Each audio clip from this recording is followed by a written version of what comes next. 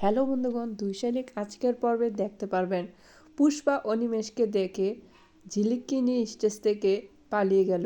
Like দিয়ে বিস্তারিত জানতে থাকুন। গোরা এসে পিয়ারকে বলল অনিমেষ মারা গিয়েছে, সে আর জীবিত নেই। তার ছেলে মেয়ে কোথায় আছে কেউ বলতে পারে না। তবে আমি এটাও শুনেছি অনিমেষ মরার আগে প্রিয় রঞ্জনের নামে কেস করে গিয়েছে। এ কথা শুনে পিয়ারকে গোরাকে ধরে প্রচণ্ড মারধর করে। তখন গোরা অনিমেষের কাছে গিয়ে বলে, আপনি কি কথা বলেছেন? এই কথা যখন আমি মামার কাছে গিয়ে বলেছি তখন সে আমাকে প্রচণ্ড মারধর করেছে। এইদিকে ঝিলিকের মা পুষ্পা স্টেজে কম্পিটিশন নিল নিজের মেয়েকে চিনা, কিন্তু পুষ্পা ঝিলিককে না ধরে অন্য একটা মেয়েকে গিয়ে ধরে। তখন পুষ্পা কান্নায় ভেঙে পড়ে। ঝিলিক বলছে, তুমি কান্না করছো কেন? আমি তো তোমার মেয়ে, নাকি এটা মিথ্যা? এটা কান্নার কি আছে?